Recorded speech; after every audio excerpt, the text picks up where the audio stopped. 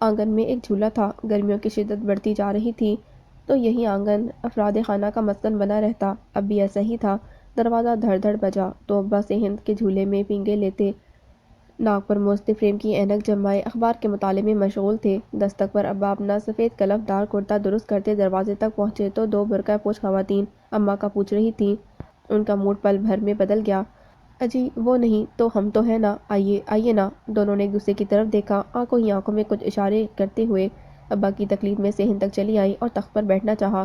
ارے یہاں تو گرمی ہے، اندر چل کر بیٹھیے نا، میں آپ کے لیے شربت بنا کر لاتا ہوں۔ وہ ریشہ ختم ہوئے جا رہے تھے۔ دونوں کو اندرونی کمرے میں بٹھا کر کچن کا رخ کیا۔ سعدیہ اور مسرت نے آپس میں کچھ سرگوشیاں کی اور پھر کی کرنے لگیں۔ اماں اچانک آئیں اور اندر کا منظر دیکھ کر دنگ رہ گئیں۔ ابا صوفے پر فراغت سے پھیل کر بیٹھے تھے۔ ان کے دونوں بازو صوفے کی پشت پر پھیلے ہوئے تھے۔ ان کے ایک پہلو میں کالی کلوٹی سعدیہ اور دوسرے پہلو میں مسرت ٹھسی سے براجمان تھی۔ میز پر شربت کے گلاسوں پر مکھیاں بنبنا رہی تھیں۔ ہنسی ٹھٹول جاری تھی۔ ابا خاصے شاداں و فردا نظر آ رہے تھے۔ ہائے یہ کیا ہو رہا ہے؟ ان پر بجلی سی گری۔ اپنا گھر بار چھوڑ کر غیر مرد کے ساتھ بیٹھی ہنسی ٹھٹول کرتی ہو، شرم نہیں آتی؟ سعدیہ اور مسرت پر ان کا تاب ٹوٹا۔ اے خالہ، ہم تمہارا ہی تو پوچھنے آئے تھے۔ گرمی زیادہ تھی تو خالو نے ہمیں ٹھنڈا پانی پلانے کو بٹھا لیا، اس میں اتنا غصہ کرنے والی کیا بات ہے؟ سعدیہ بھی اپنے نام کی ایک تھی۔ ارے چلو چلو، خوب جانتی ہوں میں تم جیسی چھینچریوں کے لچھن، در در کے ٹکڑے توڑنے کے لیے غیر مردوں پر ڈورے ڈالتی ہو۔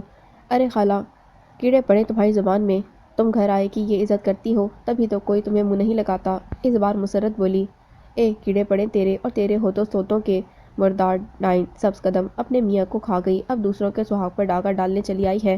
دونوں اٹھ کھڑی ہوئی تھیں۔ ابا کے بدن میں کانٹوں تو لہو نہیں، وہ موٹے عدسوں کی اینک تلے نظریں گھماتے ادھر ادھر دیکھ رہے تھے۔ اری چل چل، شکل غر کر اپنی منوس ماری۔ وہ دونوں بکتی جھکتی سدھاریں تو ابا کی شامت آ گئی۔ اے میاں، بڑھاپا آ گیا مگر تمہارے کرتوت نہ سدھرے، جوان بیٹی کے باپ ہو، کچھ تو شرم و حیا کرو۔ اور ابا کہاں اپنی غلطی ماننے والے تھے؟ جوان بیٹی ہے تو کسی پر بوجھ نہیں ہے، اپنا کماتی کھاتی ہے، جاہل ہوتی تو پیر پسارے پڑی رہتی یا تیری طرح گلیاں ناپتی پھرتی، گھر بھر میں دھول اڑتی اور چولہا اوندھا پڑا رہتا۔ میں اگر گھر سے نہ نکلوں تو چار پیسوں کی بچت کیسے ہو؟ اری چل، اس کی مہینہ بھر کی کمائی تو چٹکیوں میں اڑا دیتی ہے، فضول خرچ عورت، تو کیا جانے پیسہ کتنی مشکل سے کمایا جاتا ہے۔ ہاں ہاں، تم تو بڑے تیس مار خان تھے، نوٹوں کی گڈیاں بھیجی تھی نا تم نے کما کما کے، میرا منہ نہ کھلواؤ۔ تمہاری انہی عیاشیوں کی وجہ سے تمہارا کنبہ بھوکا مرتا تھا اور تم پردیس میں عیش کرتے تھے۔ اری چل، میں بیمار نہ ہوں تو اب بھی کسی سے کم نہیں ہوں۔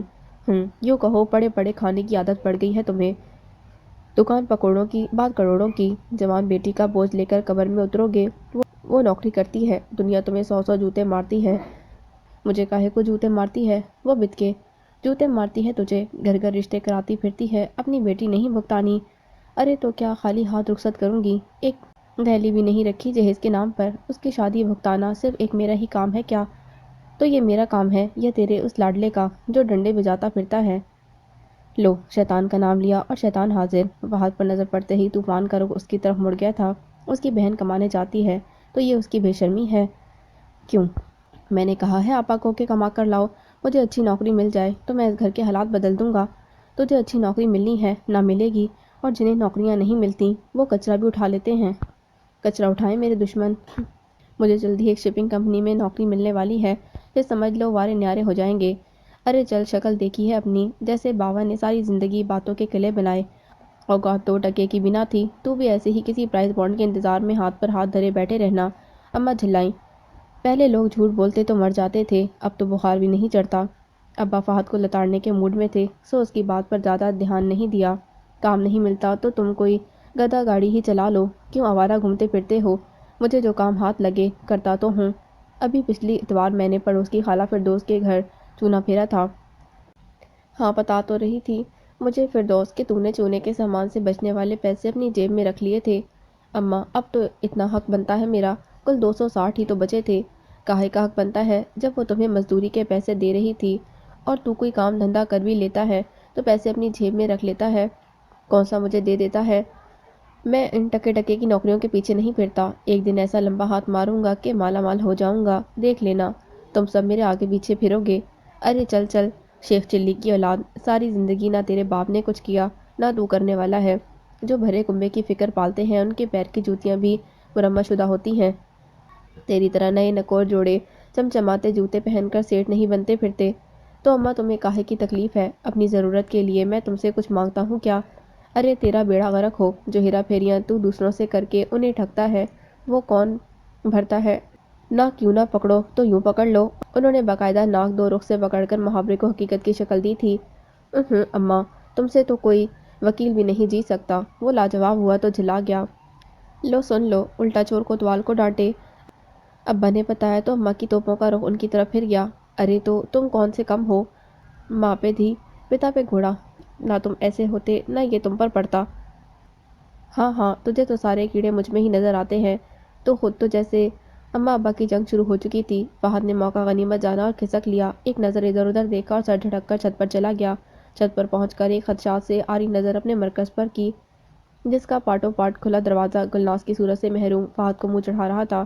سنا تھا کہ گلناز کا کوئی ڈر پرے کا کزن نفیس بیگ آج کل ان کے گھر پر پڑاؤ ڈالے ہوئے ہے۔ ارادہ تو چند روز رہ کر گاؤں سدھارنے کا تھا، مگر یہ چند روز پھیلتے جا رہے تھے، ارادے بدل کر فیصلوں کی صورت اختیار کرنے لگے تھے۔ فہد کے نصیب کی بارشیں کسی اور کی چھت پر نہایت دھڑلے سے چھما چھم برس رہی تھیں اور وہ بے خبر تھا۔ سہل پسند فہد میاں کی طبیعت میں کوٹ کوٹ کر بھری تھی۔ محلے والوں کی زبانیں کیا کیا گل افشانیاں کر رہی تھیں ان کی بلا سے۔ رسوائی کی پرواہ کس کافر کو تھی؟ اور رسوائی وہاں ہوتی ہے جہاں دامن بے داغ ہو۔ داغدار چادر پر کچھ اور چھینٹے پڑ جائیں تو کس کو نظر آتے ہیں؟ چند مزید سرگوشیاں، اعتراضات اور پھر گلناز کی تھوتنی عید کا چانچ بنتی جا رہی تھی اور فہد میاں خوشگمانیوں کے جنگل میں بھٹکتے جا رہے تھے۔ اماں نے خشونت سے بھری نظروں سے نکور پینٹ کی جیبوں میں ہاتھ ڈالے، زینے سے اترتے فہد کا باریک بینی سے جائزہ لیا۔ ہائے، یہ پینٹ تو تیرے بالکل فٹ آ گئی۔ تو یہ ہے ہی میری، وہ چڑا لنڈے کی ہے نا؟ ان کے اطمینان میں تل برابر فرق نہ آیا۔ نہیں بنگی پھاڑے کی۔ ایک کہاں چلا؟ ناشتہ تو کر جا۔ جہنم میں، فی الوقت جیب گرم تھی، ناشتے کی پرواہ کون کرتا؟ ارے میں خوب سمجھتی ہوں اس موئی آوارہ گلناز کے چکر میں تو بالکنی میں لٹکا رہتا ہے، مگر کان کھول کر سن لے، میں اس ذات کی بجیارن کے گھر تیرا رشتہ لے کر جانے والی نہیں ہوں۔ اماں تم سے کتنی بار کہا ہے گلناز کی ماں سے پنگے نہ لیا کرو۔ کیوں، وہ تیری ماں لگتی ہے؟ اس آوارہ گلناز کے لیے تو۔ اماں میں کہاں گیا تھا، میں تو چھت پر پتنگ اڑا رہا تھا۔ ارے تجھے اڑانے کے سوا آتا ہی کیا ہے؟ یا تو چڑیا کبوتر اڑاتا ہے یا پھر پتنگیں۔ کبھی ہاتھ پیر ہلا کر 4 پیسے کمانے تو تجھے نصیب نہیں ہوتے۔ اوف وہ اماں، کچھ کھانے کو ہے تو دے دو ورنہ میں چلا۔ ارے حمیدہ چائے دم دے کر تھرماس بھر گئی ہے، بازار سے پاپے لے آ۔ اوف میں نے نہیں پاپے کھانے، سوکھے سڑے۔ ہاں تو لاٹ صاحب کا بچہ ہے نا، ایک تیرے ابا نواب، دوسرا تو۔ اور یہ فہد بھی جانتا تھا کہ بے نیازی اور لاپرواہی ماں کے مزاج میں بھی کوٹ کوٹ کر بھری تھی۔ اگر کچھ کرنے بیٹھ جاتی تو ابا کی شامت، وہ پاس پڑی تیلی بھی حمیدہ سے ہی اٹھواتی۔ اگر مارے بندھے کچھ کرنا ہی پڑ جاتا تو سارا گھر سر پر اٹھا لیتی۔ اب بھی ان کا مزاج بگڑا ہوا تھا، اگر فہد کو مقدور بھر لتاڑ کر کچھ تسلی نصیب ہوئی۔ اچھا چل، تجھے پاپے نہیں کھانے تو مت کھا، میں پراٹھا پکا دیتی ہوں، اچار سے پراٹھا کھا لینا۔ فہد جھٹ سے ان کے پاس بیٹھ گیا۔ مگر جا، پہلے مجھے زیرہ لا دے۔ اماں نے زار بند سے بندی تھیلی سے نوٹ نکال کر پکڑائے۔ فہد نے نوٹ دیکھا، 20 روپے کا مریل سا مڑا سا نوٹ تھا۔ اس نے جیب میں ارسا، پھر کمسل ڈھٹائی سے دکاندار کے سر پر جا کھڑا ہوا۔ اماں نے 20 روپے کا زیرہ منگوایا ہے، کہا ہے کھاتے میں لکھ لو۔ پہلے کے 3000 سے اوپر ہو گئے ہیں، اماں سے کہنا کہ کچھ خیال کریں۔ ارے یار مل جائیں گے پیسے، چند ہزار کے لیے ہم گھر چھوڑ کر بھاگ جائیں گے کیا؟ وہ تو ٹھیک ہے، مگر 2 مہینے سے کھاتا چل رہا ہے، اب ایک ماچس بھی نہ دوں گا۔ اماں کو پکارتا ہوں تو انسنی کرتی گزر جاتی ہیں، لگتا ہے اب ابا کو ٹوکنا پڑے گا۔ ابا کو کہیں گے جناب تو پھر وصولی بھی انہی سے کرنا، کاہے کو 20 روپے کے لیے 3000 کٹائی میں ڈالتے ہو؟ فہد کے لہجے میں کچھ ایسا تھا کہ اسے لاچار زیرہ دینا پڑا۔ فہد گھر کے دروازے تک پہنچا تو ایک معقول صورت آدمی کو اپنا منتظر پایا۔ اچھا ہوا تم مل گئے، میری فیکٹری میں کچھ اسامیاں نکلی ہیں، خالہ تم کو کسی کام سے لگانے کا کئی بار کہہ چکی ہیں۔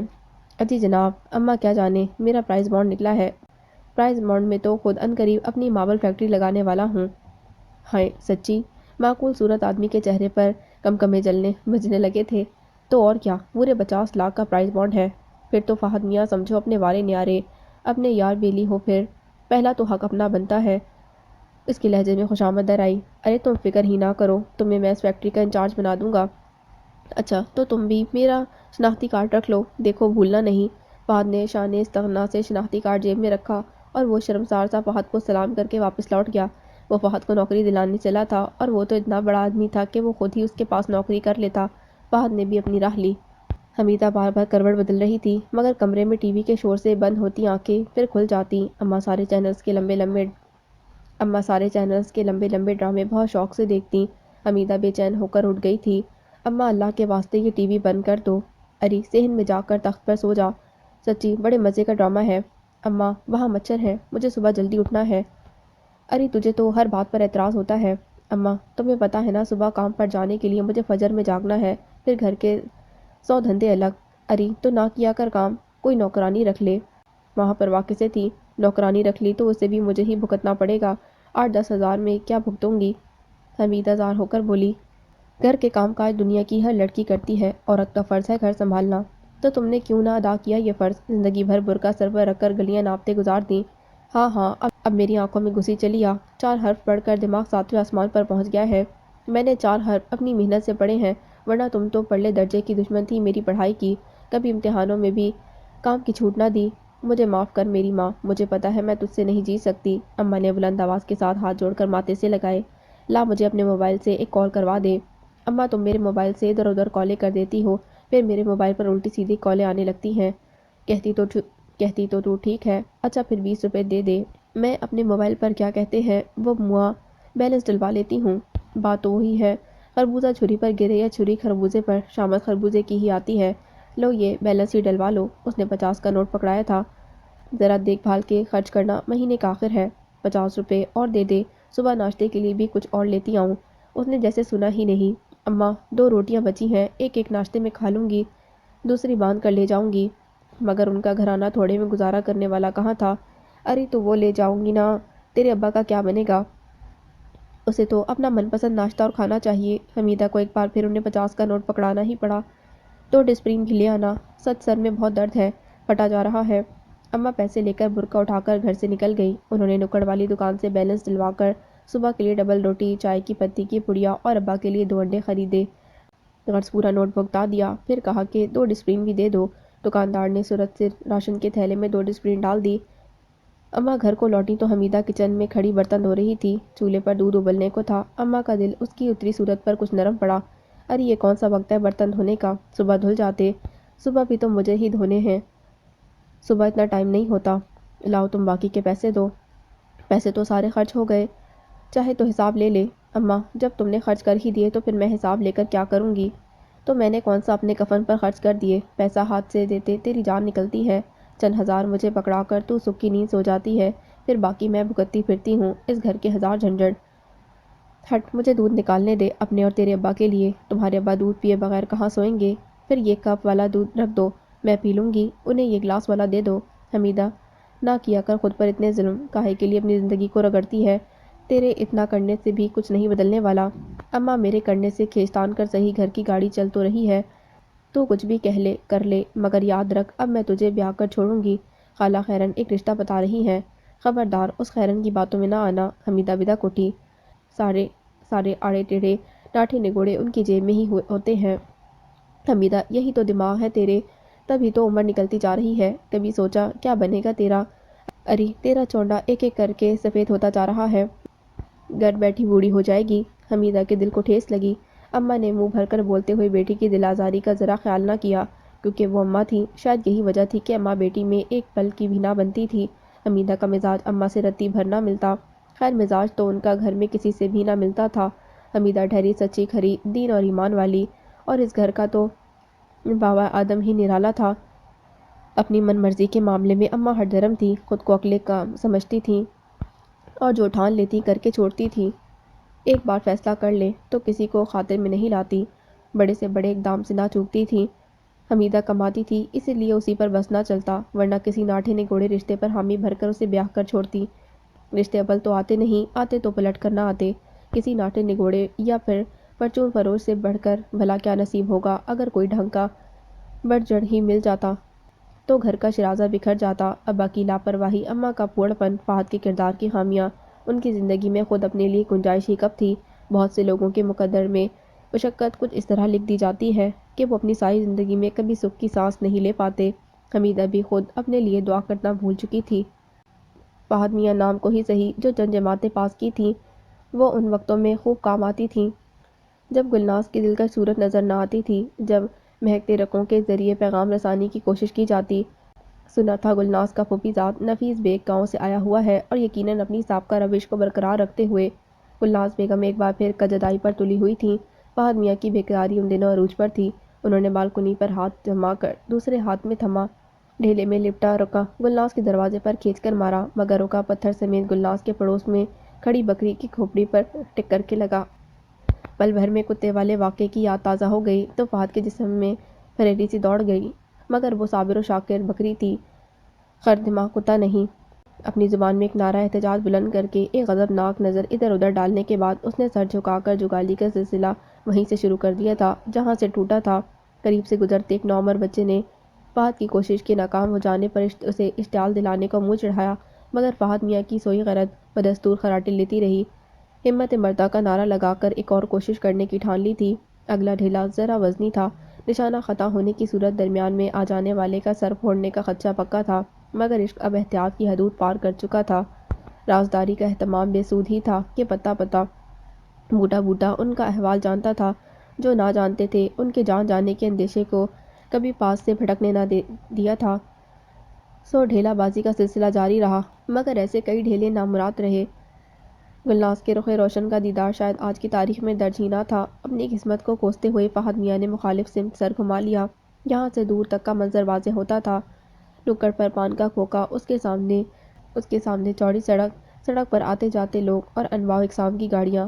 اسی وقت ایک چمچماتی نئے ماڈل کی گاڑی گزری، ایسی ہی ایک کار فہد میاں کے خوابوں اور خیالوں میں ڈیرا جمائے ہوئے تھی، جس کے ڈرائیونگ سیٹ پر وہ ٹھسے سے براجمان ہوں۔ فرنٹ سیٹ پر اپنی تمام تر حشر سامانیوں سمیت گلناز، اور یہ تبھی ممکن تھا جب گلناز اپنی تمام تر جائیداد اور املاک سمیت انہیں میسر آ جاتی۔ فہد کی سوچ نے رنگ اور رخ بدلا تھا۔ وہ سر جھٹک کر پلٹنے کو تھا کہ ایک منظر اسے ساکت کر گیا۔ گلناز بیگم بن ٹھن کر ٹھسے سے بائیک پر براجمان اسی منحوس شکل والے پینڈو نفیس بیگ کے ہمراہ فہد کے تن من کو جھلساتی بجلی کی رفتار سے گزرتی چلی گئی تھی۔ ان دونوں کی نظر یقیناً فہد میاں پر پڑ چکی تھی اور ان کے سامنے سے گزرتے ہوئے بائیک کا ہارن بجایا تھا۔ رقابت کے شدید احساس نے فہد کے تن من کو جھلسا دیا تھا۔ اسے اپنے پیغامات کے ناکارہ جانے کا مطلب خوب اچھی طرح سمجھ آ رہا تھا۔ وہ گھنٹہ بھر سے جس کے دیدار کو کوشاں تھے، وہ گلناز بیگم ایک بار پھر بے وفائی پر تلی ہوئی تھی۔ ایک اچٹتی سی نظر میں ہی اسے اندازہ ہو گیا کہ انہوں نے ٹھیک ہی سنا تھا۔ گلناز بیگم کو نفیس بیگ سے معشقہ عروج پر پہنچا ہوا تھا۔ یہ منظر فہد کے تلملانے کو کافی تھا۔ نفیس بیگ کے دائیں شانے پر ہاتھ دھرے، شان استغنا کا بھرپور مظاہرہ کرتی گلناز ان کے سامنے سے بے نیازی سے گزرتی چلی گئی کہ فہد کافی دیر تک انگاروں پر لوٹتا رہا۔ گلناز کے ابا نے ایک تیر سے دو شکار کیے تھے۔ ایک جانب تو وہ بیٹی کی مچھلی کی مانند پھسل پڑنے والی طبیعت کو جانتے ہوئے اسے نفیس بیگ کی جانب راغب کرنے میں کامیاب ہو گئے تھے، دوسری جانب فہد جیسے نکمے اور ناکارہ انسان کی جانب سے درپیش خطرے کو خلاصی نصیب ہوئی تھی۔ اب وہ اس موقع کے انتظار میں تھے کہ وہ جلد از جلد اپنی کردار کی کچی پکی کو نفیس بیگ کے ہمراہ رخصت کر سکیں، مگر اس کے لیے فہد کا منظر سے ہٹانا بھی ضروری تھا۔ یوں تو گلناز کے ابا کی محلے میں بڑی دھاک تھی، علاقے کے لوگوں پر ان کا بڑا رعب اور دبدبہ تھا، مگر یہ معاملہ بیٹی کا تھا۔ ان کی ذرا سی کوتاہی ان کے منہ پر کالک مل سکتی تھی، سو وہ سہج سہج کے قدم اٹھانے کے قائل تھے۔ گلناز کردار کی کچی تھی، چند شرائط پر وہ نفیس بیگ کی جانب راغب ہو گئی تھی، مگر اس رشتے کو جوڑنے کے لیے بھرپور منصوبہ بندی کی ضرورت تھی، کچھ اس طرح کہ سانپ بھی مر جائے اور لاٹھی بھی نہ ٹوٹے۔ گلناز کے ابا ان دنوں انہی سوچوں کے تانے بانے بن رہے تھے۔ اس دن علیز صبح سمینہ کا فون آیا اور حمیدہ کو آنسو بہانے کا موقع میسر آ گیا۔ شاید اماں ٹھیک ہی کہتی ہیں، مجھ جیسی پختہ عمر کی کم صورت لڑکیوں کی کوئی قدر و قیمت نہیں ہوتی۔ خالہ کا قصور نہیں ہے حمیدہ، زمانہ ہی ایسا ہے، لوگ خوبیوں کے بجائے خوبصورتی یا پیسے پر نظر رکھتے ہیں۔ حالانکہ رشتے غرض یا صورتوں سے نہیں دل سے جوڑے جاتے ہیں۔ کبھی تم سوچو اتنی چھانٹ کر لائی بہوؤں میں کیڑے کیوں پڑ جاتے ہیں؟ کیونکہ لڑکی منتخب کرتے ہوئے سیرت اور کردار پر نظر ہی نہیں جاتی، بس معیار کے نام پر ایک کے بعد ایک لڑکی رد کیے جانا۔ یہ ہم جیسی ٹھکرائی ہوئی لڑکیوں کی دل آزاریاں ہی ہوتی ہیں جو لوگ بہوؤں کے دکھ اٹھاتے ہیں۔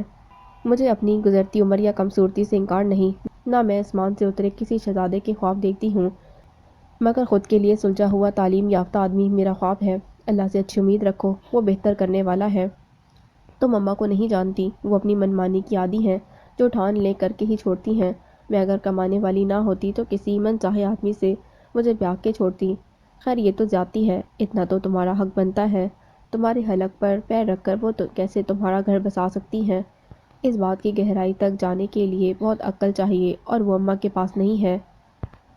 اس نے کلس کر کہا، ہر انسان اپنی اہلیت اور بساط کے مطابق بات یا کام کرتا ہے، اس لیے کہ وہ قصوروار نہیں۔ کم از کم انہیں تمہاری فکر تو ہے۔ ایسی فکر سے تو ابا اور فہد جیسی بے فکری اچھی۔ کبھی تم ان کے منتخب کردہ رشتے دیکھو تو اپنا سر پیٹ لو، شاید اسی لیے کہ وہ بیٹی کی ماں ہیں اور بیٹیوں کے ماؤں کو معیار ہلکا ہی رکھنا چاہیے۔ نہیں، بلکہ اس لیے کہ ان کی نظر میں میری یہی اوقات ہے۔ سیرت اور کردار تو رہے ایک طرف، میرے پڑھے 4 حروف کی بھی اتنی ہی حیثیت نہیں کہ انہیں تانا بنا کر بار بار مجھے چھیڑتی رہتی ہیں۔ بس مجھ پر شادی کی مہر لگ جائے تو ان کو تسلی ہو جائے گی۔ تم اتنا تلخ کیوں ہوتی ہو حمیدہ؟ سچ پوچھو تو اب حوصلہ نہیں رہا۔ لوگ آتے ہیں، کھا پی کر رد کر کر چلے جاتے ہیں، مجھ سے بار بار اس ذلت کا بار نہیں اٹھایا جاتا۔ یہ صرف تمہاری نہیں، ہر لڑکی کی کہانی ہے۔ ہر طبقے میں لڑکیوں کی شادی ایک مسئلہ ہے۔ صرف عام نہیں، حسین لڑکیاں بھی رد کیے جانے کا دکھ اٹھاتی ہیں۔ لوگوں کا معیار آسمان کو چھو رہا ہے۔ دوسروں کی ناقدر شناسی سے ہم کھوٹے کو ثابت نہیں کر سکتے۔ اپنے بارے میں سوچو بھی تو گھر کے مسائل منہ پھاڑے نظر آتے ہیں۔ تم نے آدھی عمر اچھے رشتے کے انتظار میں گزار دی، آدھی اس گھر کے حالات بدلنے میں نکال دو گی۔ خالہ کا کہنا ٹھیک ہے، اپنی زندگی کے بارے میں سوچو، کیوں خود پر ظلم کرتی ہو؟ یہ ساری اٹھا پٹک بھاگ دوڑ غم و فقار اس لیے ہے کہ کوئی بھی اپنے مقام پر نہیں۔ ابا نے اپنی ذمہ داریاں بھگتائی ہوتی تو کوئی گھٹیا ہی سہی بری بھلی نوکری کی ہوتی تو آج گھر کی کچھ شکل نظر آتی۔ فہد کما کر دینے والا ہوتا تو میں کاہے کو اپنی ہڈیاں گھستی۔ اماں گرہستن عورتوں کی طرح گھر سنبھالتی تو کچھ پیسہ جوڑا ہوتا۔ کیوں مجھے ننھی سی عمر میں گھر کے بکھیڑے سنبھالنے پڑتے؟ مزے سے اب تک کسی بھلے رشتے سے حامی بھر کر اپنی زندگی گزارتی، اور تم نے ان سب کے فرائض سمیٹ کر انہیں بے پرواہ بنا دیا۔ یہ واقعی خود پر ظلم ہے۔ ان لوگوں کی خاطر کیوں اپنی زندگی برباد کرتی ہو جنہیں تمہارے دکھ سکھ کی پرواہ نہیں؟ وہ مجھے گھر سے باہر بھی نکال دیں تو میں دہلیز پر بیٹھی رہوں گی۔ مجھے پتہ ہے میں نہ ہوئی تو اس گھر کا شرازہ بکھر جائے گا، میرے ماں باپ بھوکے مر جائیں گے، اور فہد، وہ تو ان کا کفن بھی بیچ کر کھا جائے گا۔ تو تم کیا سمجھتی ہو تم اس گھر کے لیے عمر گزار دو گی تو دنیا تمہیں اہلیت کے ہار پہنائے گی؟ حمیدہ بیگم، دنیا کی زبانیں بڑی شفاق ہوتی ہیں، وہ تب بھی تمہارے والدین کو نام دھرے گی کہ انہوں نے اپنا گھر چلانے کی خاطر کمر جھکا دی۔ تمہارے بالوں میں دھوپ بھر جائے گی تو دنیا کے ہاتھوں میں خنجر آ جائیں گے۔ تم ٹھیک کہتی ہو، دنیا کو خود سے زیادہ دوسروں کی فکر ہوتی ہے، مگر شاید میں بھی ان لڑکیوں میں ہوں جو حالات کی چکی میں پس کر اپنا رنگ اور روپ گنوا دیتی ہیں، عمر کو پیچھے چھوڑ دیتی ہیں، اور بالآخر ان کی شادی کی عمر نکل جاتی ہے۔ یہ بدقسمتی نہیں تو اور کیا ہے؟ کبھی بھی قسمت کو برا نہیں کہتے، کیونکہ قسمت خود رب تعالیٰ لکھتا ہے۔ مجھے یقین ہے تمہاری قسمت بھی ضرور بدلے گی۔ سنا تھا وقت اچھا ہو کہ برا گزر ہی جاتا ہے، مگر اس مقام پر آ کر جیسے زندگی ٹھہر گئی ہے، ہر دکھ کی اوٹ میں ایک سکھ کا بھی ضرور سانس لیتا ہے۔ جانے سکھ مقدر میں ہے کہ نہیں، میں تو تھک گئی ہوں۔ اللہ سے اچھی امید رکھتے ہیں، اس کے ہاں دیر ہے اندھیر نہیں، تم بس خوش رہا کرو۔ تم نہیں جانتی میرے اندر کتنا غبار ہے، میں اگر شور نہ مچاؤں تو پھٹ پڑوں۔ اگر ایسا ہے تو کم از کم میٹھا تو بولا کرو۔ جن کی نسوں میں حالات کی تلخیاں اتر جاتی ہیں، ان کی زبانیں پھر زہر ہی اگلتی ہیں۔ اوہو، اب تم کو کیسے سمجھاؤں؟ اب ناشتہ کرو، تم سے پھر بات ہوگی۔ رضیہ کے گھر کا دروازہ 1000 بار دڑ دڑ بجانے پر کھلا تھا۔ صد دروازے کے قریب بیسن میں منہ دھوتی رضیہ کی نوعمر بیٹی سبین نے بڑھ کر دروازہ کھولا۔ ارے خالہ تم ہو، میں سمجھی کوئی فقیرنی ہے۔ اے لڑکی، منہ سنبھال کر بات کر، میں تمہیں فقیرنی نظر آتی ہوں؟ موٹے عدسوں کی اینک تلے انہوں نے گھور کر دیکھا تو وہ کھی کھی کرنے لگی۔ اگلے ہی پل ان کی ساری کلف دور ہو گئی تھی۔ رضیہ کی بیٹی چندے مہتاب تھی، مانو چاندنی ہی چاندنی بکھری تھی۔ ارے خالہ تم ہو، آؤ آؤ۔ رضیہ دوپٹے سے ہاتھ پوچھتی چلی آئی، پھر انہیں ساتھ لیے صحن کی طرف بڑھی۔ پھر کیا سوچا ہے رضیہ تم نے اس رشتے کے بارے میں؟ مگر خالہ، میری پھول جیسی بچی اور وہ پکی عمر کا مرد۔ اے بی بی، مرد کی کمائی دیکھی جاتی ہے؟ کمائی صورت شکل یا عمر کو چاٹنا ہے کیا؟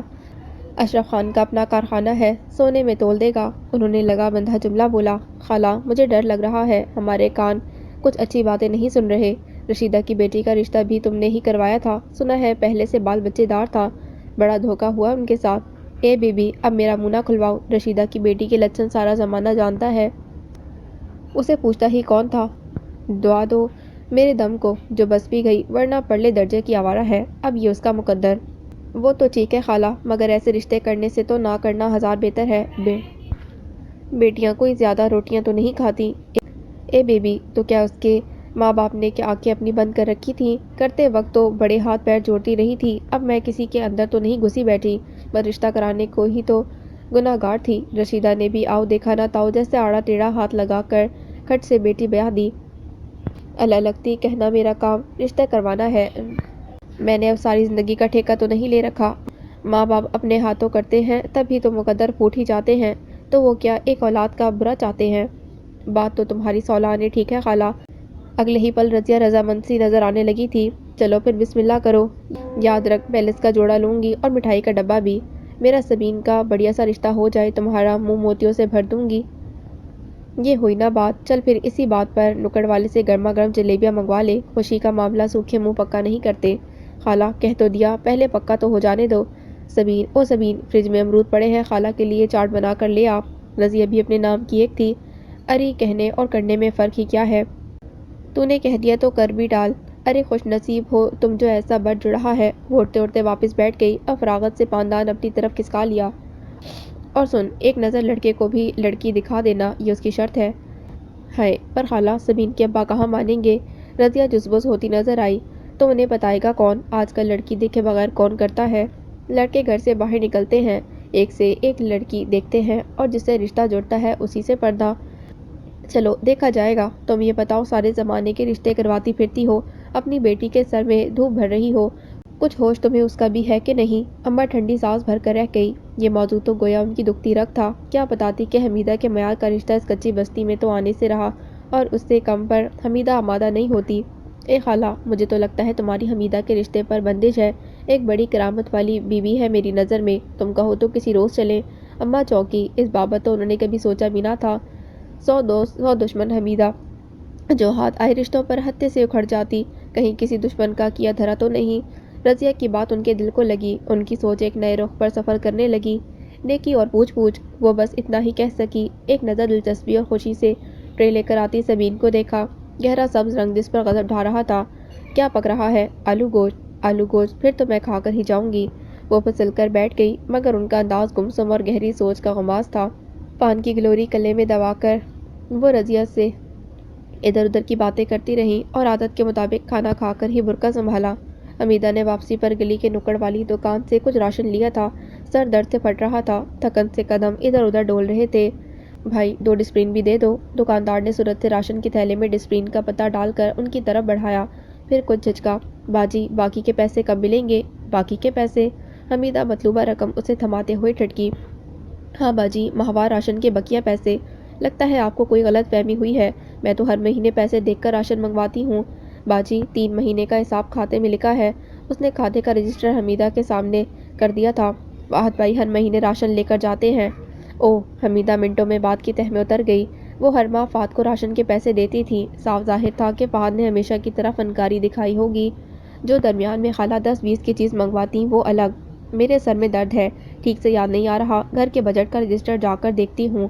وہ اگلے ہی پل سنبھل گئی۔ پیسے ذرا جلدی بھیج دینا، 3 مہینے ہو گئے ہیں۔ اس نے پیچھے سے ہانک لگائی۔ حمیدہ کے دل پر ایک بوجھ سا آ پڑا تھا، صاف ظاہر تھا کہ یہ خسارہ اب اسے ہی بھگتنا ہے، اور اگر یہی حالات رہے تو بے روزگاری کا ایک دن بھی کاٹنا دشوار رہے گا۔ اس گھر کے اخراجات کسی عفریت سے کم نہیں تھے، اس پر صاحب خانہ کی ہیرا پھیری، لاپرواہی، فیکٹری کے مینیجر کی بدنیتی کے سبب اس پر ایک ایک دن عذاب تھا، مگر اسے تنخواہ لے کر ہی ریزائن کرنا تھا، ورنہ مینیجر انہیں تنخواہ کی مد میں رگڑ ڈالتا۔ BA کا رزلٹ جلد ہی متوقع تھا، اسے یوں بھی یہ نوکری چھوڑنی تھی۔ اخبارات اسامیوں سے بھرے رہتے، اسے یقین تھا کہ جلد کوئی اچھی نوکری مل جائے گی، مگر اس کے گھر والوں کے جو مزاج تھے وہ کہیں منسٹر بھی لگ جاتی تو کم تھا۔ وہ یہی سوچتی گڑتی رہتی کہ ان سے وابستہ لوگ اگر مزاجاً مختلف ہوتے تو ان کی زندگی کتنی پرسکون رہتی۔ ابا کا ناکارہ پن، فہد کی بگڑی روش، اماں کی سرپھیری کھوپڑی، اس سب کو جھیلنا کچھ کم عذاب نہ تھا۔ وہ انہی سوچوں میں الجھی گھر میں داخل ہوئی تو امی ابا کی تکرار جاری تھی۔ تمہیں تو اپنا کلیجہ بھی بھون کر کھلا دوں تو تمہارا پیٹ نہ بھرے، 1000 بار کہا ہے یہ گھر کے دھندے مجھ سے نہ کہا کرو۔ آ لینے دو حمیدہ کو، اوور ٹائم لگ گیا ہوگا، تب تک بھوک سے چاہے میرا دم ہی نکل جائے۔ اے میاں، تم نے پورے 12 سال ملک سے باہر گزارے، ان 12 سالوں میں دنیا گھوم کر تم نے سیکھا کیا؟ بیٹھے بیٹھے کھانا یا پھر بڑی بڑی باتیں کرنا؟ مجھے ناکارہ پن کا طعنہ دیتی ہو، میں اگر بیمار نہ ہوتا تو تم دیکھتی ساری دنیا میں میرے نام کا ڈنکا بجتا۔ ارے جاؤ جاؤ افلاطون کی اولاد نہ ہو تو۔ باتیں بڑی بڑی کرتے ہو اور اوقات 2 ٹکے کی نہیں، بلا وجہ ان ناٹی نگوڑی بیماریوں کا بہانہ لے کر مفت کی روٹیاں توڑتے ہو۔ ساری زندگی تم نے کچھ نہ کیا تو اب کیا کرو گے؟ ایسی خطرناک جان لیوا بیماری بھی نہیں، سانس اور معدے کی تکلیف کو بہانہ بنا رکھا ہے۔ ہاتھ پر ہاتھ دھر کے کھانے کی عادت جو پڑ گئی ہے نا، تو تم کیا چاہتی ہو میں گدا گاڑیاں چلاؤں یا ہر وقت تمہارے گھٹنے سے لگ کر بیٹھا رہوں؟ وہ اماں کی شعلہ بیانی پر چلبلائے۔ اے میاں چلو، تمہیں تو بس سانپ کی طرح پھنکاریں مارنی آتی ہیں۔ ارے کوئی 5 سگریٹ کا کھوکا ہی ڈال کر بیٹھ جاؤ۔ اماں کی تجویز پر ابا بلیوں اچھلے۔ تم گھٹیا عورت، کر دی نا 2 ٹکے کی بات۔ جیسی تم نیچ ہو ایسی ہی تمہاری سوچ بھی نیچ ہے۔ میں ایم اے گولڈ میڈلسٹ، پورے ایشیا کو بالشتوں سے ناپ رکھا ہے۔ میں کھوکا لے کر بیٹھوں گا تو پھر بیٹھے اپنی ڈگریوں کو چاٹتے رہو، مگر یہ ڈگریاں تمہیں کھانے کو روٹی نہیں دیں گی۔ لو آ گئی تمہاری مہارانی، کتنی بار کہا ہے ذرا جلدی آیا کر، گھنٹہ بھر سے تیرے باپ نے روٹی مانگ مانگ کر میری جان کھا رکھی ہے۔ اماں مجھے سانس تو لینے دو۔ حمیدہ کا دماغ گھوم رہا تھا، اس پر یہ تکرار۔ اری لے لے سانس، مگر تیرے سانس لینے میں اس بڈھے کا سانس نکل جائے گا۔ حمیدہ، اس بدبخت کو تو گھر کے چولہا چوکی کی کوئی فکر نہ ہوتی ہوگی، تمہیں بھی خیال نہ آیا کہ ایک باپ بھوکا ہوگا؟ ارے تو باپ کب بھوکا نہیں ہوتا، کوئی جینے کے لیے کھاتا ہے، مگر یہ تو زندہ ہی کھانے کے لیے ہے۔ اماں نے ٹکڑا لگایا۔ ابا، ابھی دہی بڑے والا کھڑا ہوگا، 1 پلیٹ منگوا دوں؟ صبح سے ٹھیلا لگاتا ہے، اب تو باسی ہو گئے ہوں گے۔ کل رات کے قیمہ مٹر میں چاول ڈال کر دم دے دوں؟ وہ قیمہ مٹر میں نے کل کھایا تھا، جو اب کھاؤں گا تو آملیٹ بنا دیتی ہوں۔ واہ، میں سانس کا مریض، بیمار معدہ آملیٹ کھاؤں گا؟ وہ جب ستانے پر تل جاتے تو یوں ہی عاجز کرتے۔ ہاں ہاں، اسے تو تازہ چٹپٹا کھانے کو چاہیے۔ اب تو جان اور تیرا دھندا۔ میں ذرا خیرن کے گھر جا رہی ہوں، اور سن میری روٹی ذرا بھاری پکانا، میری دانت میں تکلیف ہے، روٹی چبائی نہیں جاتی۔ ہاں ہاں، جاؤ جاؤ، ساری دنیا کے کارخانے تمہارے دم سے ہی تو چلتے ہیں۔ ابا نے انہیں برقع سنبھالتے دیکھ کر ہانک لگائی اور وہ بھگتی چھکتی نکل گئیں۔ ابا نے ٹانگیں پساڑ لیں۔ بھائی نیوز کا چینل لگاؤ، بڑی زبردست بریکنگ نیوز ہے۔ انہیں سارے زمانے کی خبر ہوتی، اپنے گھر کی رتی بھر بھی پرواہ نہ تھی۔ اری یہ کیا تو صبح سویرے اٹھ کر کھٹر پٹر شروع کر دیتی ہے؟ 1000 بار کہا ہے، ہفتے میں 1 اتوار آتا ہے، دن چڑھے تک سویا کر۔ اماں نے صحن میں پنکھا لگا کر رات بھر ٹھنڈی ہوا کے مزے لیے تھے، اب نیند ٹوٹنے پر تاؤ چڑھا۔ حمیدہ نے انسنی کر کے ان کے ہاتھ پر کچھ پیسے رکھ دیے تھے۔ اماں اتوار مارکیٹ سے ان کے 2 سوٹ لا دینا، تو بھی ساتھ چلی چلیو، یہی تو لگتا ہے اتوار بازار، اپنی پسند سے لے لینا۔ اماں کیوں دل جلاتی ہو میرا، مجھے اتوار کو 1000 کام ہوتے ہیں، ہفتہ بھر کے بکھیڑے نپٹانے ہوتے ہیں، جیسے تمہیں پتہ ہی نہیں۔ اتوار تو اور زیادہ مصروف ہوتا ہے، آج لا دو، اگلے اتوار سی لوں گی۔ تم 1 ہفتہ منگواؤ گی، اگلا ہفتہ سینے میں سر کپاؤ گی، اری درجن سے سلوا لے۔ اماں درجن 200-250 تو لے ہی لے گی، میں سی لوں گی وقت نکال کر۔ ہاں، پیسہ ہاتھ سے چھوڑتے تو تیری جان نکلتی ہے۔ اماں میری 8-10 ہزار کی تنخواہ اتنے اخراجات کا بوجھ نہیں اٹھا سکتی۔ ایسا کم ہی ہوتا کہ اماں قائل یا لاجواب ہو جاتی۔ میں الماس کی بیٹی سے پوچھتی ہوں، وہ کسی سلائی کڑھائی سینٹر سے سیکھ رہی ہے، 150 لے لے گی۔ اماں اللہ اللہ کر کے تو مجھے یہ 2 جوڑے نصیب ہوں گے، کہیں ناس ہی نہ مار دے۔ اور یہ الماس ہے کون آخر؟ ارے یہی پڑوس میں جو نئے کرایہ دار آئے ہیں، سچی بڑے اچھے لوگ ہیں، اس کا میاں رفیق کھلونوں کا ٹھیلا لگاتا ہے۔ اوہ، وہ جہاں بالا کم بخت ہر وقت گھسا رہتا ہے، اماں ان کے ہاں نہ آیا جایا کرو، ان کے بارے میں میرے کان کچھ اچھی خبر نہیں سن رہے۔ ہاں، وہاں بالا گھسا رہتا ہے تو وہ لوگ برے ہو گئے، یوں کہہ کے بالے کی تو چپل سے بھی بیر ہے تجھے۔ اب حمیدہ کیا بتاتی کہ بالے کے نام سے ہی اس کے تن بدن میں آگ لگ جاتی ہے۔ نکڑ پر بیٹھا آتے جاتے اسے آوازیں کستا، یہ بات وہ گھر میں کہتی تو ایک نئی کہانی بن جاتی۔ جب پتہ ہے تو نام بھی نہ لیا کریں میرے سامنے بے نتے سانڈ کا۔ اری چل چل، تو بڑی آسمان سے اتری حور ہے، یوں کہہ میرا گھر سے نکلنا برا لگتا ہے تو تمہیں کیا پڑے ہیں یوں اوائی رتوائی گھر گھر جھانکنے پھرنے کی؟ اری جا یہاں سے، میں گھر میں بند بیٹھ جاؤں تو 4 پیسے کیا تیرا باپ کما کر لائے گا؟ جانے کہاں جاتے ہیں یہ 4 پیسے، ہر وقت تو تم تنگی کے رونے روتی رہتی ہو، تو گھر میں رہ کر میں نے کون سا پہاڑ توڑنے ہیں؟ مجھے پتہ ہے میرے منع کرنے سے تم کہاں سنو گی، کرنی تو تمہیں اپنی مرضی ہے۔ اری تو میں نے تجھ سے پوچھا کب تھا جو تو چلی مجھے سمجھانے، یہی تو مزاج ہے تیرے۔ شکل چڑیلوں کی، مزاج پریوں کے، اپنے آپ کو بہت کچھ سمجھتی ہے، تبھی تو کوئی تجھے پوچھتا ہی نہیں، ساری زندگی میری چھاتی پر مونگ ڈلنے کو بیٹھی رہے گی۔ اماں بھگتی جگتی نکل گئی تھیں۔ آپا کیا پکایا ہے، بڑی بھوک لگی ہے۔ فہد کی صبح دن ڈھلے ہوتی وہ زینہ اترا تو حمیدہ اماں کی عقل پر ماتم کرتی سبزی بنا رہی تھی۔ اوف پھر سبزی، اس سبزی کو گولی مارو، مجھے فریزر سے 2 کباب نکال کر دو۔ وہ کباب میں فیکٹری لے جانے کے لیے فریز کرتی ہوں، کبھی گھر کے لوگوں کی پرواہ بھی کر لیا کرو۔ نہیں دینے تو نہ دو، بحث نہ کرو۔ وہ چڑ گیا۔ وہ کباب ختم ہو گئے ہیں تو آملیٹ بنا کر دے دو، انڈے لے آؤ، پیسے دو۔ میرے پاس نہیں ہے پیسے، تو میرے پاس بھی نہیں ہے۔ تمہارے پاس ایک انڈے کے پیسے نہیں ہیں؟ حمیدہ نے اسے شرمسار کرنا چاہا۔ تو میں کون سا کمانے جاتا ہوں، یہ کوئی اچھی بات تو نہیں۔ یوں کہو کہ اپنی کمائی کا روپ دے رہی ہو، جاؤ میں نہیں کھاتا۔ وہ منہ سر لپیٹ کر پڑ گیا تو حمیدہ کا دل پسیج گیا۔ بھوک ہی گئی کہ انہیں فہد پر تاؤ آ گیا، اور یہ تو طے تھا کہ راشن کے کھاتے کے پیسے اب انہی کے پیسوں میں سے نکلنے تھے۔ فہد کے بائیک آؤٹ کا فیصلہ ترک کر کے اس نے اسے منا ہی لیا تھا۔ واہ بھئی واہ، پڑوس سے بڑے مزے کی خوشبو آ رہی ہے، ذرا خبر تو لو کیا پک رہا ہے۔ ابا کمرے سے پیٹ پر ہاتھ مارتے نکلے۔ اے میاں، تم آدمی ہو کہ بلے؟ کہاں کیا پک رہا ہے، کیا بھن رہا ہے، تمہیں سب خبر ہوتی ہے۔ بھائی زبیدہ، آج تو کچھ ہلکا پھلکا کھلا دو، سچ معدہ بڑا خراب چل رہا ہے۔ ایک ڈکار لے کر انہوں نے آنگن کے جھولے میں پیر پسار لیے۔ تمہیں کھانے کے سوا کچھ آتا بھی ہے؟ میں پوچھتی ہوں کہ کیوں گئے تھے بن بلائے شادی کا کھانا کھانے؟ شادی کا کھانا کھانے کون جاتا ہے، شادی میں شرکت کرنے جاتے ہیں۔ بات تو ایک ہی ہے، بلاوا ہو تو شرکت کرنے جاتے ہیں نا، تم بن بلائے چلے گئے۔ ہاں تو بلاوا دیا تو تھا دوستوں نے۔ اے لو، وہ نگوڑ مارے تو خود بن بلائے تھے، میں کیا جانتی نہیں ہوں ان پتے بازوں کو، سب کے سب تمہاری طرح مفت خورے ہیں۔ اور تو جیسے بڑی افلاطون کی اولاد ہے، چپراسی کی اولاد۔ ہاں ہوں میں چپراسی کی اولاد، تم تو بڑے لاٹ صاحب ہو، کیوں آئے تھے مجھے جھگی میں بیانے، کوئی مہارانی بیاہ لاتے۔ ہمارے ایسے نصیب کہاں، نصیب تو تجھ بدبخت سے پھوٹنے تھے۔ ارے تو تم کون سے ساہوکار لگے ہو، سارا دن کھوکے پر بیٹھ کر چائے سگریٹ اڑاتے ہو، یا شیروں کی بیٹھک میں شطرنج کیرم کی بازیاں۔ ارے اس سے تو میں ران بھلی تھی، دنیا ترس کھا کر خیرات تو دیتی۔ ہاں ہاں، مار ڈال مجھے گلا گھونٹ کے، مانگتی پھری دنیا زمانے سے خیرات۔ ارے جاؤ جاؤ، زندگی گزر گئی تمہاری، میرا خون پیتے پیتے، اب تو صبر کر لیا، تم سے مر کے ہی جان چھوٹے گی۔ اس سے پہلے کہ تم مجھے ختم کرے، میں خود اپنے آپ کو مار ڈالوں گا۔ ابا غضبناک انداز میں کہتے اٹھ کھڑے ہوئے، ادھر ادھر دیکھ کر رسی برآمد کی اور پھندا بنانے لگے۔ ارے چلو چلو، تم نہیں مرنے والے، ایسے غیرت والے ہوتے تو کب کے ڈوب کے مر چکے ہوتے چلو بھر پانی میں۔ انہوں نے خاک پروانہ کی برقع سر پر رکھ کر نکلتی چلی گئیں۔ ابا نے آنگن میں شریفے کے درخت پر رسی باندھ کر خود سٹول پر کھڑے ہو کر پھندا گلے میں ڈال لیا۔ سٹول لڑکنے کی آواز پر حمیدہ کمرے سے نکلی اور آنگن کا منظر دیکھ کر آنکھیں پھیلتی چلی گئیں۔ وحشت سے فہد کو پکارتے ہوئے لپک کر درخت سے لٹکتے ابا کی ٹانگیں پکڑ لیں۔ ذرا سی دیر میں چیخو پکار مچ گئی۔ اماں گلی کے نکڑ پر کھڑے بندر کا تماشا دیکھ رہی تھیں۔ جب ابا کے تازہ ترین کارنامے کی خبر ان تک پہنچی اور وہ سٹپٹا کر گھر تک آئیں تو منظر بدلا ہوا تھا۔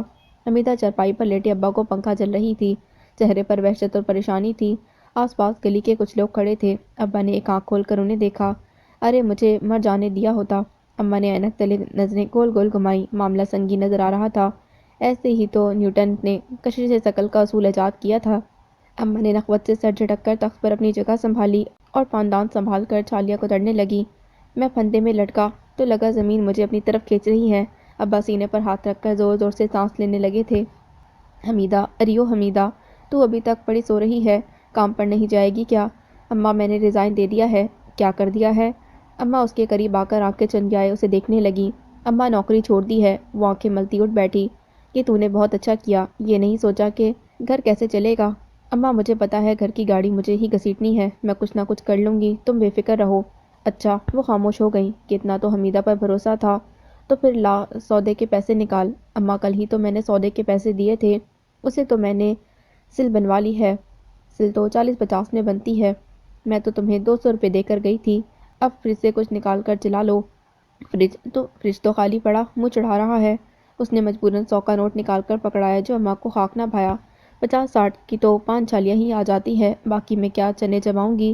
اماں اب نوکری جانے کب ملے، ذرا ہاتھ کھینچ کر رکھو۔ اچھا تو تیری نوکری تک ہم بھوکے بیٹھ جائیں؟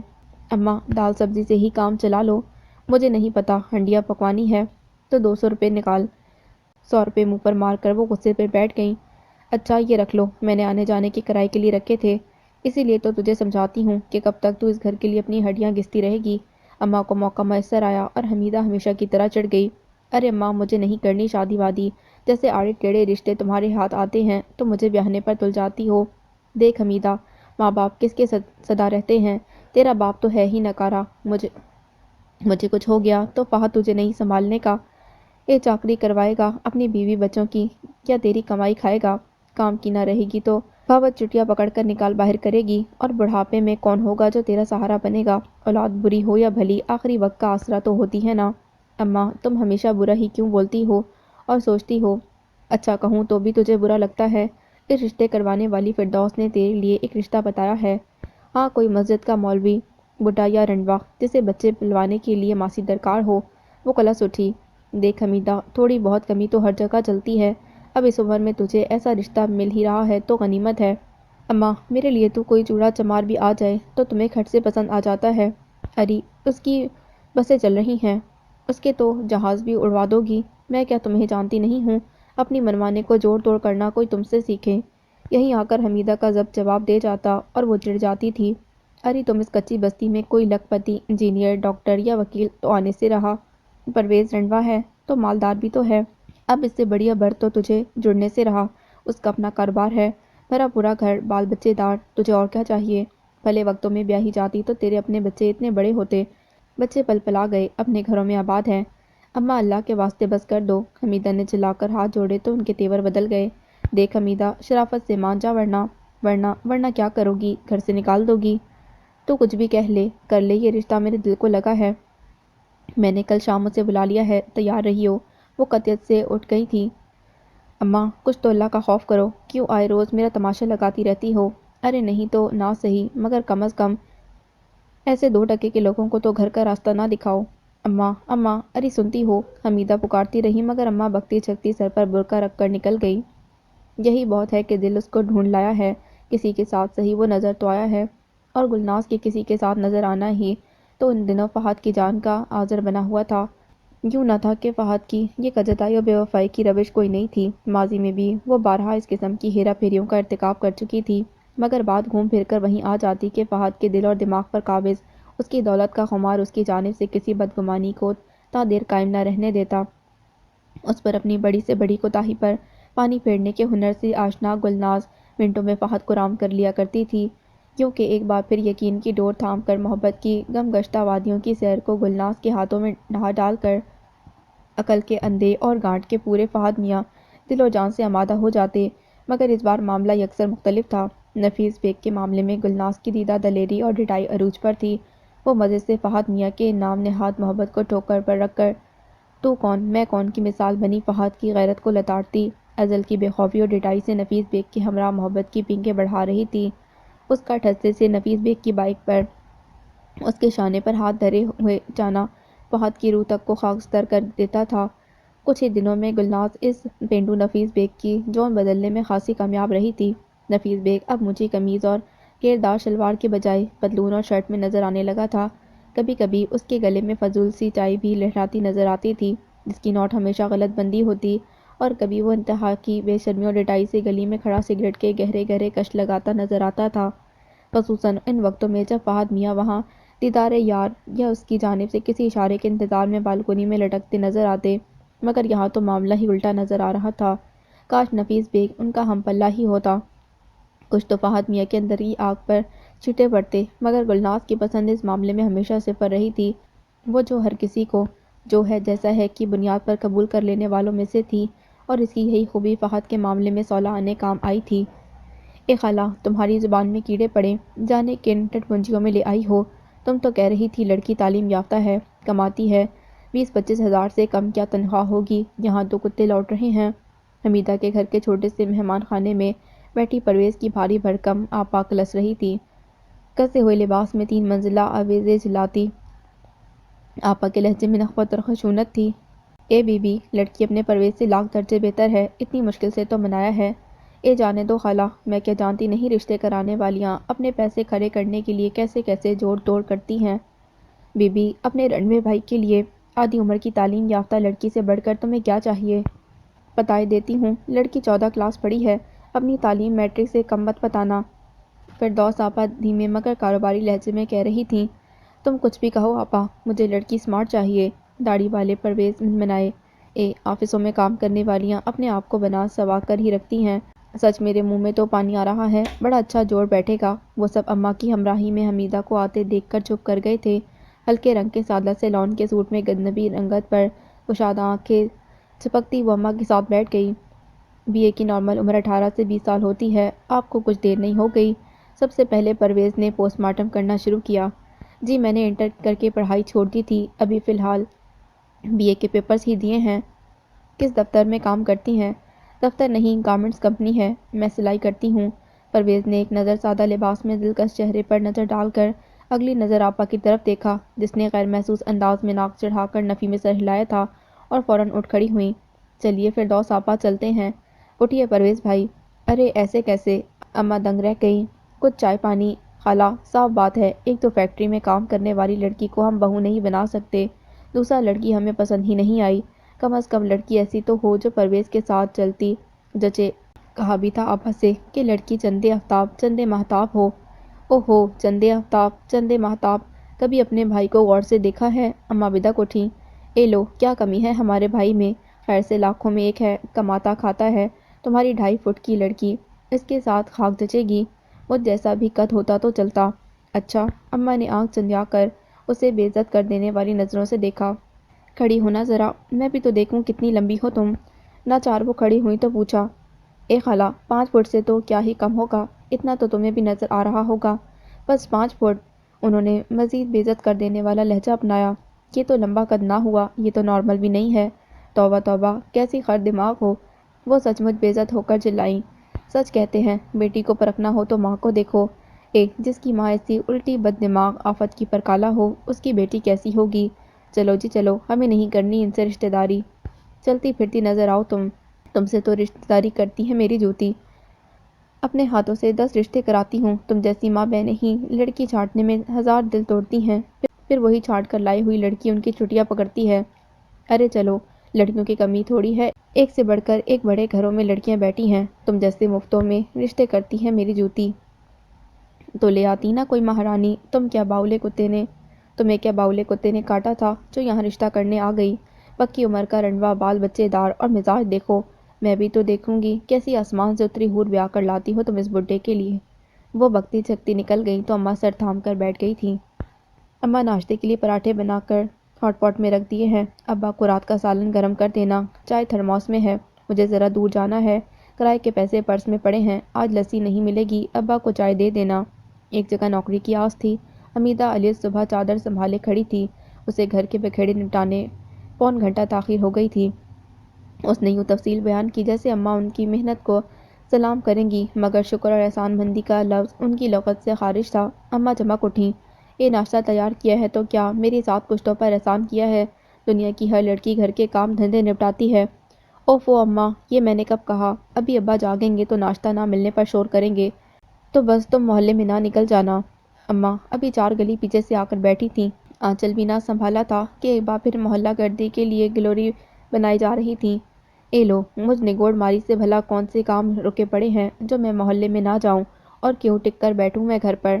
کسی بھی کام کی بات پر اماں کو پتنگے لگ جایا کرتے تھے۔ کام کرنے کو تم سے کون کمبخت کہتا ہے، مگر گھر میں تو رہا کرو۔ حمیدہ چڑ گئی تھی۔ پل بھر میں اماں نے تخت پر بازار سا لگا دیا تھا، برقع اتار کر وہیں پٹخا، رات کا سرہانہ بھی ادھر ہی پڑا اپنی ناقدری پر دہائیاں دے رہا تھا۔ پاندان کا سامان سروتا ادھر، پان ادھر، تسبیح کہیں تو پانی کا گلاس کہیں۔ اے بی بی، تمہیں تو اپنے سوا سبھی برے نظر آتے ہیں، اور مجھ نگوڑ ماری کا تو سانس بھی لینا کھلتا ہے تم سب کو۔ مجھ جنم جلی دکھیا کرم جلی کو تو کسی کی آئی بھی نہیں آتی۔ اگر اپنی ناٹھی نگوڑی بیماریاں پھیلانے کو ادھر ادھر بیٹھ کر وقت گزار لیتی ہوں تو تمہیں ایسے کھلتا ہے کہ توبہ ہی بھلی، صاف کہو آنکھوں میں کھٹکتی ہوں کانٹے کی طرح، دعا کیا کرو دیوانی ہو کر گلیوں میں نکل جاؤں۔ کوئی سیدھی بات پہلے کبھی اماں کے بھیجے میں سمائی تھی جو اب سماتی، انہیں بلا وجہ ہی مظلوم بننے کا شوق تھا، اور ناٹھی نگوڑی بیماریوں کا ڈھکوسلا بھی خوب رہتا، جب وہ بگڑتی تو اللہ دے اور بندہ لے، ان سے حیل و حجت تو یوں بھی بیکار ہی رہتی، قبل اس کے کہ ان کی تمام شعلہ بیانی کے جوہر مزید کھلتے۔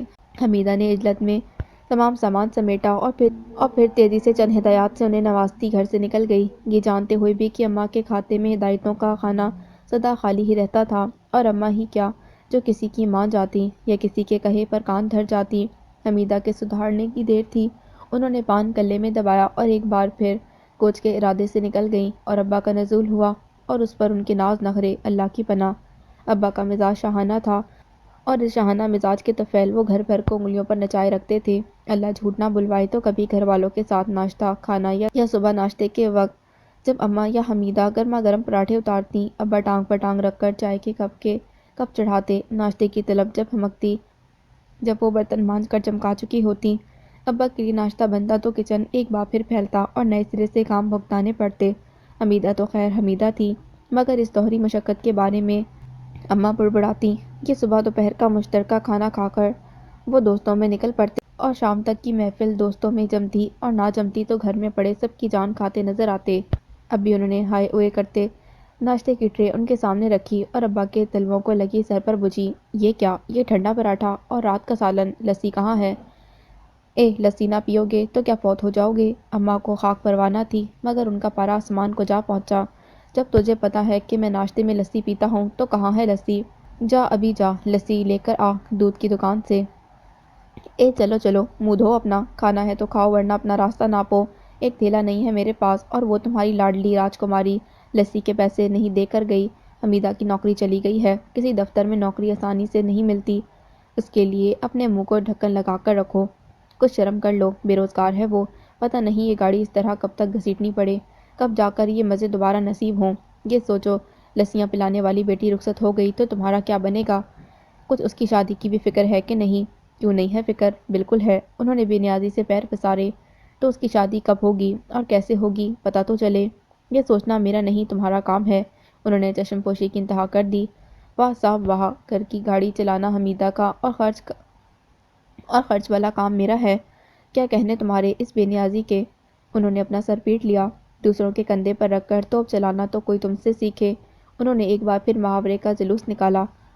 اب کہہ دو کہ انگریزوں کے ملکوں میں تو عورتیں ہی سب کچھ کرتی ہیں، مرد تو بس پیر پسارے حکم چلاتے نظر آتے ہیں۔ تو تم کس مرض کی دوا ہو؟ زندگی گزر گئی تمہاری برقع سر پر رکھ کر گلیاں ناپتے، تمہاری جھیٹ بھی اڑ کر حمیدہ پر پڑ جاتی تو دھجیاں بکھر جاتی اس گھر کی۔ چلو تمہارے منہ سے کسی کی تو تعریف نکلی۔ میں پوچھتی ہوں تم نے کون سے جھنڈے گاڑ لیے؟ بس بڑی بڑی باتیں کرنا آتی ہیں۔ تم جاہل ناہنجار عورت، زندگی گزر گئی مگر بات کرنے کی تمیز نہ آئی۔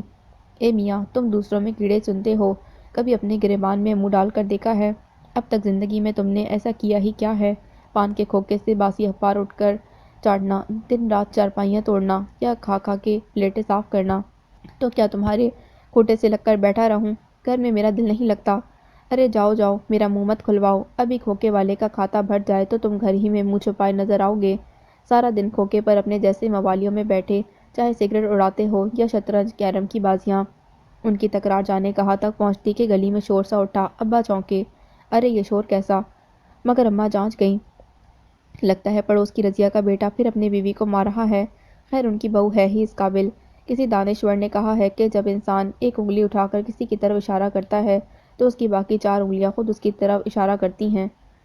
کسی دانشور نے نہیں کہا، تم خود من گھڑت باتیں دنیا کو سناتے پھرتے ہو۔ ارے برنارڈ، ہاں برنارڈ شاہ نے کہا ہے، انہیں یاد آ ہی گیا۔ ارے تو اس برانڈ پرائزر پانڈ پر بھی کسی نے انگلی اٹھائی ضرور ہوگی۔ توبہ ہے جاہل عورت، کبھی کوئی علم اور عقل کی بات تو تمہارے بھیجے میں سماتی نہیں۔ ارے اب تم کہاں چلی؟ گلی میں تماشا دیکھنے، اور کہاں، سچی بڑا مزہ آئے گا۔ ہاں ہاں جاؤ جاؤ، ان کے بیچ میں دخل دے کر آگ لگاؤ اور جب وہ دھتکاریں تو اپنا سا منہ لے کر آ جانا۔ ابا نے نخوت سے سر جھٹکتے اخبار کھول لیا، مگر اماں نکلتی چلی گئیں۔ ہر کوئی مجھے جینے کا طریقہ بتاتا ہے، انہیں کیسے سمجھاؤں کہ ایک خواب ادھورا ہے میرا، ورنہ جینا تو مجھے بھی آتا ہے۔ اماں میں نے تم سے کہا بھی تھا کہ جن کے ڈکے کی اوقات نہیں ہوتی ان کے مزاج بہت ہوتے ہیں۔ آج کل سبھی لڑکے والوں کے مزاج اونچے ہیں، اوقات ہو کہ نہ ہو۔ اب میں تیرے لیے اس سے بڑھیا بر کہاں سے لاؤں؟ ان ٹیڑھی میڑھی گلیوں میں تجھ بکری جیسی شکل کو بیاہنے کوئی راجکمار تو آنے سے رہا، پرچون فروش، ڈرائیور یا زیادہ سے زیادہ ہیڈ ماسٹر۔ تو میں کون سا مری جا رہی ہوں؟ 1000 بار کہا ہے میری شادی کا خیال دل سے نکال دو۔ ان کا لہجہ ٹوٹا ہوا سا تھا۔ اماں نے پھر سمجھانے کی کوشش کی، حمیدہ زندگی میں سب ہی کچھ نہیں مل جاتا، جو ہے جیسا ہے کی بنیاد پر کسی کو بھی قبول کر لے۔ میں اپنے ہاتھوں سے 10 رشتے کرواتی ہوں، لوگ اچھی شکلوں پر مرتے ہیں، معمولی شکل کی لڑکیوں میں بھلے کتنے ہی گن ہوں، पड़ी सड़ी रहती हैं। आजकल रिश्ते मिलते कहाँ हैं, एक एक घर में कई कई लड़कियां बैठी हैं। लोग मेरे हाथ पैर तक जोड़ते हैं कि काना अंधा दिला दो, मगर करा दो। एक तू है कि तेरे मिजाज नहीं मिलते। हमीदा के दिल पर बोझ सा पड़ा। बात तो सच है, मगर बात है रसवाई की। बुरी से बुरी शक्लें भी न जाने कौन कौन सी क्रीमें पाउडर रगड़ कर चमक जाती हैं। एक तू है, ना बनाओ ना सिंगार। अम्मा, इन कामों में पैसे खर्च होते हैं, अपनी शक्ल चमकाऊं तो घर की 100 ज़रूरतें पड़ी रह जाएंगी। तो तू ही बता कि क्या करूं मैं। वो सचमुच सर पकड़ कर बैठ गई। बस मुझे मेरे हाल पर छोड़ दो। उसका लहजा गंभीर हो गया। कैसे कहती कि दिल शिद्दत से घर के सुख और किसी साथी का तलबगार है। अपने घर की तमन्ना औरत के ख़मीर में गुंदी है। कोई तो हो जो उनकी परेशानियां समेट ले। मगर ज़िंदगी तो जैसे मैदान में चकफेरियां खा रही थी। वो थक रही थी, हार रही थी। लगता है इस दुनिया में कोई भी अपना नहीं। वो अपने हालात से मजबूर हैं, जो हड्डी बनकर हलक में अटक गए हैं। हाँ, क्या औकात थी इस मुए परवेज़ की। सूरत ना शक्ल, रंडवा, बाल बच्चेदार और मिजाज तौबा तौबा। आधी उम्र की तालीम याफ्ता लड़की सोचा था सर आंखों पर बिठाकर ले जाएगा, मगर नीयत साफ, मंजिल आसान। जब तू ही दिल से राजी ना थी तो आगे की मंजिल कैसे आसान होती। अम्मा का फरमान सच था। अब उसका क्या किया जाए कि मयार से कम पर हमीदा राजी ना हुई। रिश्ते अव्वल तो दस्तयाब ही ना था। जो दस्तयाब थे उस पर हमीदा नाक भुँ चढ़ाती थी। हमीदा, ज़िंदगी में इंसान को सब कुछ भुगतना पड़ता है, अपने मयार से नीचे। और बस जो है जैसा है समझकर जो मिलता है उसे कबूल कर ले। कभी कभी हालात हमारी सोच से बहुत मुख्तलिफ होते हैं। इस मयार से दामन छुड़ाकर जिसका नतीजा नहीं निकलता। अपनी ज़िंदगी पर गौर कर। वक्त कभी किसी के लिए रुकता नहीं है। कुछ ना होने से कुछ भी होना बेहतर है। तुम ठीक कहती हो अम्मा, मगर इंसान जिस मकाम का अहल होता है, रब्बे करीम की ज़ात उसे खुद वहाँ तक पहुँचा देती है। मैं जल्दबाजी में कोई फ़ैसला करूँ और बाकी की ज़िंदगी समझौते के नाम पर गुजार दूँ तो ये हिमाकत होगी। ज़िंदगी बार बार नहीं मिलती, और एक बार की ज़िंदगी भी समझौते की नज़र कर दूँ। बस तू बैठी रह। वो चिढ़ कर उठ गई। घंटा भर समझा कर भी वही ढाक के 3 पात रहे थे।